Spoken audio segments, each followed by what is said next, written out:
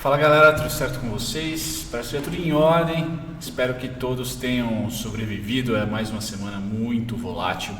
Esse vídeo aqui vai ser um pouco diferente. Vou trazer para vocês um balanço, uma prestação de contas, na verdade, do que está sendo a minha experiência durante esse período de extrema volatilidade. Trazer alguns trades que foram startados, algumas parciais que foram já executadas ou trades que foram totalmente executados, como é o caso da Ering, por exemplo. E vou trazer também a parte boa, ruim e péssima desse momento, inclusive para mim. Então hoje eu vou falar sobre Ering, sobre Energias Brasil, Energia do Brasil, EDP, BIF, Minerva, Klabin e Cogna, que são as posições que eu montei, as posições que têm pontos positivos, tem dinheiro no bolso, tem ardência também no bolso, tá certo? Não tem só coisa boa nesse vídeo não. Bom, vamos lá, começando pelos índices, uma maneira, um resumão do que aconteceu no mundo nessa última sexta-feira. Então vocês podem ver, hoje é sábado, dia 14, mas sexta-feira a gente participou, o Ibov foi o índice que mais variou na parte positiva. Então a gente pode ver aqui 13,91%, o que nada quer dizer sobre vamos comprar, vamos retomar a alta. Muito pelo contrário, é um momento onde, se você não fez nada até agora, continue sem fazer, tá? Mesmo longo prazo, tá certo? E eu vou tentar explicar para vocês por que mesmo no longo prazo, você que está querendo investir no longo prazo, seria interessante você observar, tá certo?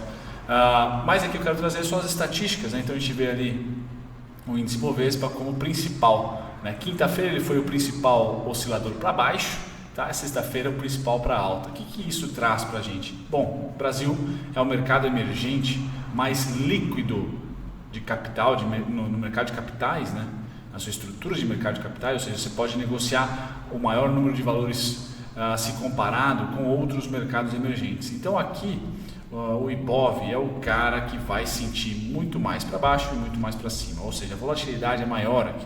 Então comecem a se acostumar com essas variações de 2 dígitos semanais, tá? Eu acho que é uma coisa normal, pelo menos para março. A gente está aí caminhando para metade do mês. Algumas notícias devem impactar bastante ainda os gráficos, os ativos. Então se acostumem com essas volatilidades enormes, o que traz para mim o primeiro argumento para dizer: observe. Observar também é tomar decisão, Bom, feito isso, vamos lá para o primeiro ativo que eu comentei com vocês. Fiz vídeo, prestação de contas aqui da Ering. Então no vídeo que eu fiz ontem, ou antes de ontem, não vou me lembrar, eu comentei para vocês, tá? Aqui é só esses dados que eu vou mostrar para vocês, galera. O objetivo aqui é prestar conta, mas também tentar colocar via vídeo a minha experiência, para que vocês tenham noção de como que o Bruno ganha dinheiro ou não, como que o Bruno está tomando naba, tá certo? Bom, aqui eu tinha falado para vocês no vídeo que 14,80 era o primeiro ponto de interesse meu na Ering. Bom, não deu outra, acabei acertando na mosca. Mas por que eu acerto na mosca ou erro na mosca, parte positiva e negativa? Simplesmente porque aqui eu utilizo ordem limitada, tá certo? E a ordem limitada não depende da minha, vamos dizer assim, emoção. Eu cadastro, porque eu tenho confiança na maneira pela qual eu brinco aqui de apostar no mercado financeiro. E aí, quando eu cadastro, eu sei que eu recebo uma notificação, tá? Ou uma nota de corretagem, e aí eu vou lá e stop loss, stop gain, no mesmo dia, sempre. Por isso que às vezes não, nessa semana que se passou, eu vim aqui no escritório diversas vezes pós pregão fechado. Até fiz vídeos noturnos para vocês, porque eu estava, na verdade, pondo meus stop loss e stop gain. Era isso, não tinha outra escolha, porque as ordens começaram a ser startadas, e aí eu uso o próprio alarme do TradingView para me avisar: opa, se bateu aqui, eu sei que minha ordem foi startada, vejo no meu HB, no celular mesmo, vou lá e stop loss, stop gain. Venho no escritório para quê? Para olhar o gráfico, para olhar o volume, tá? Porque ainda no celular fica um negócio meio maçante e fuzila o 4 ou 5G da vida, Bom, o que aconteceu com a Ering? A Ering é um caso que foi comentado aqui no canal, mas que eu tenho que prestar conta que eu, especulador, já saí, tá? Por que eu saí? O que eu tinha aqui na Ering? Uma ordem a 14,80, tá certo? Mas eu também tinha todo o panorama meu de lucro, tá? Então todo o meu alvo, ele tinha entre R$ 3,16, ele tinha entre 2,34. Ele tinha entre 2 e 4, tá? E aqui 1,60, não coloquei, e aqui 1,65. Bom, Bruno, o que eu peguei? Toda essa queda aqui veio pós, né? Principalmente esse retângulo. Deixa eu apagar as coisinhas para vocês. Então a primeira parte que eu quero compartilhar, ordem limitada, tá? A segunda parte é como que eu estou definindo meus alvos durante essa crise. Eu estou pegando as demandas compradoras pré-crise, ou seja, aqui só com o corona, sem o petróleo, mas com o corona ainda devagar, sem ser pandemia, né? Ainda o mercado acreditando que deve passar. Então eu peguei todos esses alvos aqui e já coloquei a partir da possibilidade de eu estar certo ou não.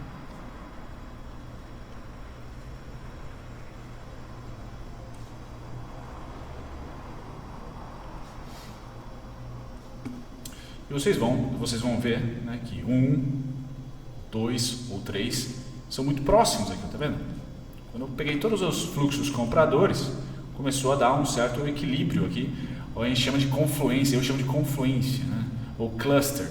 Se você fizer treinamento na gringa, será um cluster que eles vão chamar. Bom, o que eu tinha aqui antes desse cara ser tocado? O que eu planejava na Ering? Bom, eu sei que o meu trade tem aproximadamente R$3 de lucro possível, tá certo? Por quê? Justamente o fluxo que estava rolando, R$2,30, aos outros que eu peguei aqui, R$3. Então eu sabia que eu tinha mais ou menos esse fluxo para seguir, tá certo? Bom, legal. Como eu deixei aqui também, né, R$2 pouquinho, então eu tinha ali, vamos colocar R$2 de potencial lucro antes de bater na minha ordem. Se eu tenho R$2 como potencial lucro e eu estou colocando uma ordem na pedra, ou seja, eu não estou esperando o comportamento do mercado, eu vou especular a volatilidade do momento, tá? Então aqui risco maior, retorno maior. Como eu tenho R$2 de lucro especulado, tá? Teórico, eu ponho, da minha maneira, R$2 de prejuízo.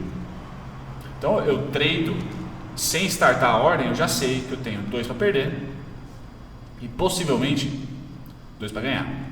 Qual que é a parte ruim dessa estratégia?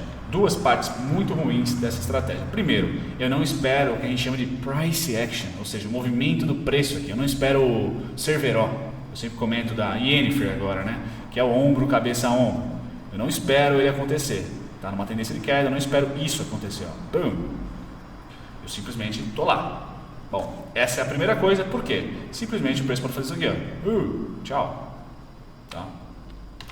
Esse é o ponto 1. Então, seu stop, se você não for rápido, você pode ser estopado muito mais de R$2, por exemplo. Aí starta a minha ordem, eu não vejo por algum motivo e aí ele está aqui embaixo no 7.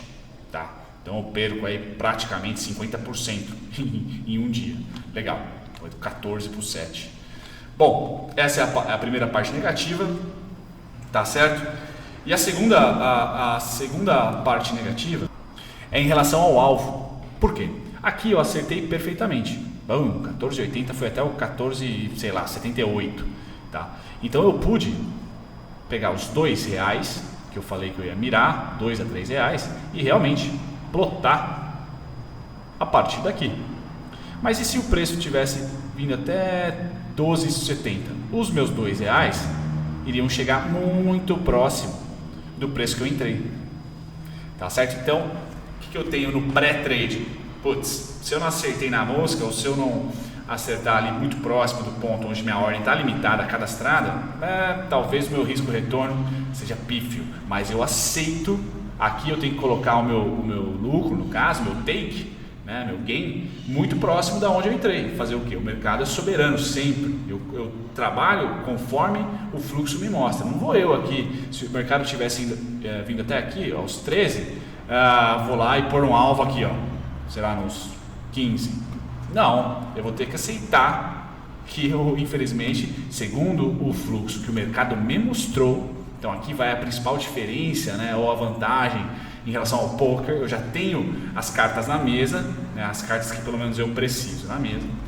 E se o mercado tivesse vindo aqui embaixo, fazer o quê? Eu ia ter 2 de prejuízo contra 30 centavos de gain, tá? Isso eu aceito. Eu aceitando isso no pré-trade, minha ordem ainda não foi, tá? Eu aceitando isso no pré-trade, vou lá, cadastro minha ordem e já fico esperando o mercado vir ou não vir e eu chorar aqui ou falar, beleza, rolou. E nesse caso, rolou bacaninha, rápido, tá certo? E não foi um day trade, então não tenho 1% e 20% depois, é 0,05% e 15%. Então, menos imposto, acabou dando certo, tá? E foi um belo trade, dos 14,80 até os 16,80. Tá certo? Então isso aqui é um lance bem sucedido. Se você olhar no gráfico, tirar o zoom, você vai falar, caramba, você ganhou dinheiro nisso aqui? Sim, tá? Então essa é a parte boa de ser um especulador. Show. Então esse é o caso da Hering. Para o longo prazo aqui a gente tem que esperar muita coisa acontecer, tá? Para o longo prazo você vai lá no mensal, a gente olha todas as quedas, tá? Olha os fundos e topos, e aqui a gente vê que a Hering, mesmo com toda essa queda, continua ainda de certa maneira, né, fazendo topo e fundo lateral. Fundo ascendente, por enquanto ainda não rompeu esse fundinho aqui, está próximo, mas ainda não rompeu, e o topo lateral. A gente tem essa região de topo lateral. Tá certo? Não é um caso perdido para longo prazo, né, onde ela vai para baixo aqui do IPO de quando abriu, mas também não é nada bonito, assim como 100% da bolsa está hoje, nada bonito. Bom, próximo caso, Energias do Brasil. Comecei pelos casos bonitinhos para te empolgar e depois eu vou terminar pelos casos horríveis, tá? Então, esse caso da Energias do Brasil, ela é diferente da Hering por uma causa. Eu quero ter ela. Então eu não desfiz toda a minha posição, no caso da Hering não tenho, e no caso da Energias do Brasil eu não desfiz, e teve duas regiões de entrada, que são essas verdes aqui, ó, 17,59 e 17,10. Muito bem, no caso do 17,10 a minha ordem estava cadastrada, mas vocês podem perceber que o mercado ele abre com gap em cima do e não pega a minha ordem no 17,10. Então aqui eu comprei a 17,3, algo assim, algo próximo de 17 bola, acho que foi 17 bola, se não me engano até, tá certo? Bom, quando eu sou startado nesse dia aqui, 17,59, fecha o dia a 18,60, aqui eu já estava ganhando dinheiro, bem, feliz, só que no dia seguinte circuitado, não desfiz aqui, porque eu queria continuar no papel. Quando no dia seguinte eu tomo esse caldo e compro mais, eu falo, agora eu tenho que tradear. Então nesse dia aqui eu coloquei ordem de ganho também. Qual que foi minha ordem de ganho? Simplesmente esse fluxo aqui, pré-petróleo, mas durante o corona. Então eu estava com uma ordem, aqui não foi 18,10, eu coloquei 18,56, tá certo? Porque feeling de mercado, eu tinha uma resistência durante esse dia de circuit breaking, 18,56. Então aqui eu saí a 18,56, tá? Foi R$1,56 de lucro para uma parte da minha posição, mas eu ainda estou na Energias do Brasil porque eu pretendo utilizar ela se o mercado financeiro não ser liquidado do mundo, pretendo ser holder nessa empresa, ou pelo menos aí para 5 anos ter uma empresa que paga dividendo, pouco, mas tem uma projeção interessante das suas receitas, então estou meio que protegido no setor de utilities. Então aqui é um caso diferente, onde fico feliz na quarta-feira, ganho aqui no mesmo dia muita grana, desejo não sair porque queria continuar, sou startado em mais ordem, ou seja, me alavanco aqui um pouco mais na empresa, só que com esse dia aqui eu não fui bonzinho e saí um pedaço acreditando nos fluxos anteriores aqui em um conhecimento do mestre de dividendos 18,56, exatamente estava a minha ordem. Então saí um pedaço da Energia do Brasil, jogo o meu médio lá para baixo, tá? Lá para baixo de 15 e no caso da Energia do Brasil estou em 15,23 de novo, tá? Tem mais um ponto lá em 15,23, depois em 12,74, tá? Então aqui eu tenho um projeto para ela que começou nessa região, pela volatilidade exacerbada, saiu um teco, tá? Se ela vier para baixo, estarei por perto e aqui estarei por perto. tá certo? Mas por que aqui eu estarei por perto diversas vezes? Porque o meu interesse pré-trade não era tradear no curto prazo, acabou sendo um caso em específico, porque o negócio azedou bastante aqui na quinta-feira, tá? E eu falei, olha, não quero me alavancar, ou melhor, se ricochetear, quero pegar essa grana para mim. Então peguei a grana, ganho caixa, tá? Para uma segunda e terceira posição, se é que vai acontecer, se é que o mercado vai azedar de tal forma. Beleza? Então aqui um exemplo também bom, também positivo por enquanto, tá certo? Só que diferente da Hering. A Hering eu não quero ser holder, pelo menos não no momento, tá certo? Já a Energias do Brasil eu quis. Bom, legal. No mesmo viés da Energias do Brasil, só que não para holding, a gente vai para Minerva. Essa aqui começa a azedar bastante para mim. Por quê? Eu entrei nessa região aqui dos 10,79, tá? E não consegui e não quis sair aqui com lucro em 13,3. Então aqui eu estive lucrando, tá? Durante 2 semanas inteiras, tá certo? Só que não quis sair mesmo com a crise. O que aconteceu? O 9,83, que era um ponto meu, abriu guepado e não era mais meu interesse devido à crise e está muito próximo da minha primeira entrada em 10,79. Então aqui é o primeiro caso de insucesso atual meu. Eu estou em 10,79 e só tenho interesse em 6,13. Então aqui, amigão, basicamente 40% abaixo da minha primeira entrada. Então o Brunão aqui, 40 down, se vocês quiserem colocar aqui, ó, bom, aceito. Aqui vale um spoiler, não é spoiler no caso, aqui vale uma realidade, é que nem 0,0001% do dinheiro que eu tenho aplicado ou desejando aplicar, eu preciso dele, tá certo? Então 40% para mim é uma chateação psicológica e não financeira, tá certo? Então é o dinheiro que eu não vou usar, tá? Pelo menos não até o momento, tá? E tem um planejamento que eu não utilize mesmo. Então aqui é uma realidade, uma prestação de contas para vocês. Eu estou nessa região devido a todos os vídeos que eu postei para vocês. Falei, olha, a Minerva foi deficitária aqui, deficitária acolá, deficitária aqui, deficitária. Opa, quando rompeu pela primeira vez, ela estava lucrativa. Foi um ano lucrativo de 2019. Tá? E aí no semanal eu elegi essa região dos 10,79 como a principal região. Fui startado, deu super certo, boom, tá? Só que não veio para uma parcial do tamanho que eu estava esperando, na região dos 13,50 a 14 reais. Chegou próximo, chegou a 13 reais e morri na praia devido à volatilidade aqui. Eu tiro o stop, tá certo? Já que eu abdiquei do gain, abdico do stop. Aceito arder porque eu tenho aqui uma posição ou um interesse a partir de 6,79, 6,13, tá certo? 6,79 tocou quase que certinho aqui, mas não quis entrar, estou lá 6,13. Então imagina só, você que depende do dinheiro que você tenha apostado ou investido para especulação nesse caso, a ardência que é, tá certo? No caso da Minerva, meu planejamento, caso venha a 6,13, é simplesmente se desfazer de uma boa posição, com sucesso a 9,83. Sem sucesso eu vou arder abaixo aqui dessa região, tá? Dessa região de preço aqui, que estão falando de 4 reais, tá? Então eu tenho aqui um posicionamento ainda a 6,13, parcial agora que estava lá em 14 reais passa a ser o meu ponto de entrada, o meu primeiro ponto de entrada entre 9,83 e 10,79. E aí mercado voltando à normalidade, né, eu espero que ela chegue de novo acima dos 10 reais, acima dos 12 reais. Aqui, então, primeiro caso de sucesso, tá? E eu estou observando com muito carinho, porque é um mercado, um nicho, um segmento que eu tenho muito interesse.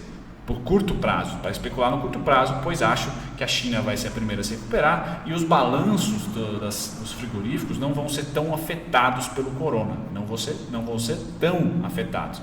Lembrando que a Minerva não tem foco nos Estados Unidos, onde eu acho que a Marfrig vai sofrer um pouquinho por lá, porque lá talvez pela a constante transação de pessoas, né, turismo e negócios, vai sofrer muito parecido com a China. Eu acho que os Estados Unidos vai ter um sofrimento muito parecido com a China, principalmente por eles não ter lá o health and care para todos. Isso vai ter algum problema, as pessoas são mal informadas em algumas regiões lá. E agora eles aprovaram no Senado o teste, tá, de graça, não o tratamento de graça. Então o teste nos Estados Unidos, que era por volta de $2.000, tá, passa a ser de graça. Tá, então eles deram um primeiro passo lá, mas eu acho que eles estão atrasados em relação ao restante do mundo. Por exemplo, na Europa, apesar das pessoas serem mais, ter uma faixa etária mais avançada, lá muitos países oferecem o tratamento de graça, tá? Então acho interessante uma resposta da Itália negativa no primeiro momento, mas eu considero a recuperação da Itália muito mais rápida do que a recuperação que pode vir a acontecer nos Estados Unidos, por exemplo. Tá certo? Bom, feito isso, vamos para a Klabin. Tá certo? A Klabin, muito parecido com Energias do Brasil, tá? Só que a Klabin também eu não pretendo me desfazer da ação. Então a Klabin nem parcial fiz, tá? As regiões estavam aqui entre 16,51, 16,8. O preço hoje da cotação é 16,16, tá? Com o máximo aqui em 14,46 e 12,48. Então a Klabin, eu tenho um projeto holder para ela, mas isso já era antes do trade. Ela me deu a oportunidade e por enquanto o projeto holder projeto holder é bom, sócio torcedor nesse momento ser holder, né? Por enquanto a ideia é pegar todo esse fluxo aqui, ó. Então realmente eu não tenho interesse. Aqui estão linhas de volatilidade, né? De baixo para cima são resistências atuais e aqui de cima para baixo são suportes atuais. Tá? O próximo passo para mim está em 12,48. Se de repente ela fizer esse movimento aqui, tá? É interesse meu, mas a Klabin também, né, participa aí de um mercado que é beneficiado pelo dólar alto e é uma commodity que a gente tem muita, vamos dizer assim, a natureza ajuda bastante o Brasil a produzir celulose e no caso da Klabin não só celulose, mas embalagem, né? O mercado de embalagem não acho que vai sumir com o e-commerce, muito pelo contrário, só vai se intensificar com o e-commerce e eu vejo o e-commerce tomando conta, bons patamares nos próximos anos. Então eu tenho interesse na Klabin, basicamente isso. Tá, então só quero divulgar na verdade que estou no ativo nessa região de 16,51 e 16,8, tá, com probabilidade de pegar mais caso ela venha a 12,48. Antes, acho que ela bateu, né, em 14,46 exatamente, bateu lá, mas não tive interesse aqui, tá? Espero uma volatilidade um pouco mais aguda, caso ela venha a se recuperar. A partir daqui eu estou bem posicionado, na minha opinião, para aproveitar aí um ciclo de retomada, caso aconteça, tá? Bom, falei de 4 ativos, vamos para o último agora, que é a Cogna. Esse é o caso mais delicado das posições que eu tenho agora, então vocês percebem por price action horrível, né? Parece a Ambev, tá? Mesmo padrão da Ambev aqui, então tínhamos um suportão, tá? Que foi rompido, está sendo rompido aqui. Tá certo? Então, no caso da Cogna, eu tendo a ter um stop loss, tá? Tendo a ter um stop loss, tá certo? Essa região de 7,65 foi a região de interesse, tá? Junto com 10,96, então muito parecido com a Minerva aqui. São duas posições que eu coloquei e detalhe, né? Tô falando para vocês de compras, né? Não de vendas.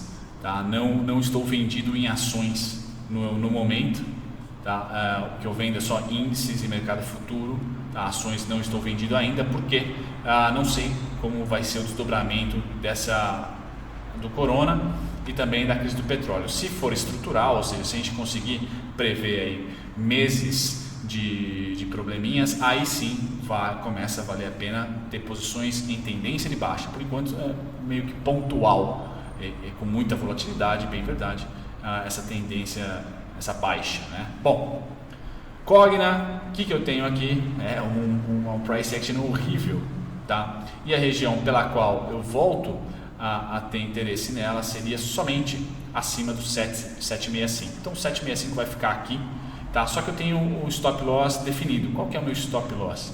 Tá? Tá? Durante todo o período de calmaria da Cogna, por que eu investi na Cogna, por que eu comprei a Cogna, primeiro de tudo? Porque eu gostei da mudança que ela teve, ela agregou um serviço de tecnologia, né? Tanto para o ensino fundamental, médio, como para o ensino superior, que é fornecer ali material, softwares, de material de estudo. Tá? Então isso é interessante, isso deve aumentar a margem dela, mas foi pega aí com certeza pela crise. O que eu tenho aqui na Cogna? Qual que é o meu planejamento para ela?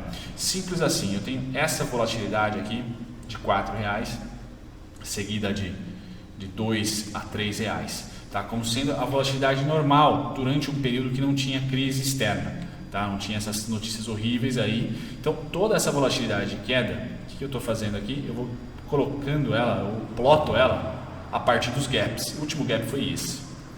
Então a Cogna, para mim, eu aceito e vou pensar com carinho se eu aumento ou não, tá? Nos fins, possíveis fins dessas demandas, tá? Pré-crise. Tá certo? Então vocês podem perceber que quando a gente junta os fluxos, o gráfico fica limpo, tá? E a gente une os irmãos aqui. Então temos um final de fluxo aqui e o outro abaixo. Tá? Isso para mim eliminou toda essa queda que não tem sem interesse nenhum. Tá? Começa a ter interesse, se não renovar essa máxima aqui, nessas regiões de 4,51 a 4,7 e tem uma paradinha antes aqui está errado. É isso aí. Então nessa região de 4,24 até 3,96 ou uma paradinha, está errado aqui também. Então, é isso aí. É isso aí. Bom, essa região de 5,18 a 4,97, depois somente em 4,24 a 3,26. Tá? Então eu limpo o meu gráfico, pode cair à vontade, tá certo? Até essas duas regiões. Aqui vai ser a ardência para mim máxima, tá? Porque eu não tenho nenhuma simpatia, nunca tive, né? Só no caso da Anhanguera eu tinha simpatia, fui comprador da Aedu 3, agora da Croton e da Cogna não, aqui eu quis especular e pela volatilidade do mercado atual, também fiz a mesma estratégia da BIF, falei vou tirar stop para não ser garfado em stops em regiões que eu acho que a volatilidade do circuit breaker ia tomar. Eu tirei stop, aceitei de novo aqui o spoiler, dinheiro que eu tenho na bolsa não é dinheiro no meu bolso, né? Não é dinheiro que vai me fazer falta. Aqui eu aceitei o risco, tá? Mas tenho uma volatilidade negativa no cartucho, no bolso. Se esse cara vier para cá, tá? Irei olhar com carinho, objetivando o ponto de entrada. Então, objetivando o ponto de entrada. Então, não tendência de alta, não igual a Clabin, por exemplo, ou igual a Energias do Brasil. Aqui, se eu me ver livre, o quanto antes, com dinheiro no bolso ou no 0 a 0, me interessa. Porque realmente a empresa apresentou um beta violento, quase igual ao índice. Tá? Desvalorizou muito. Tá? Não esperava essa semana fechar tão feio como fechou. Fechou abaixo dos R$7, fechou a 7,66. Tá certo? Então vou dar mais uma chance aqui. Tá? Caso eu esteja errado, não consiga nem voltar ao 7,65, a próxima patada eu stop. Aceito que perdi. Nesse caso aqui é o stop mais próximo que eu tenho hoje. Tá certo?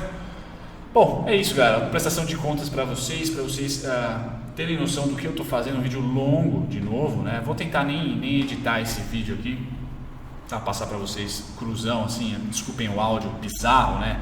Eu vou assistir agora 2 vídeos sobre como melhorar o áudio de maneira caseira aqui, que um seguidor passou para mim, agradeço bastante, tá?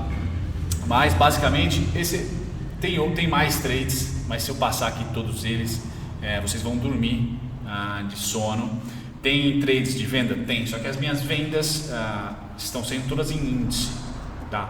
Então também estão curtinhas porque estão tudo abrindo com gap e circuitado. Tá certo? Então eu deixo para vender por enquanto, tá? Um mercado mais volátil, que é o mercado de índice, é o mercado futuro, derivativo, tá? Para o mercado à vista, que é o mercado de ações, eu ainda não vendi.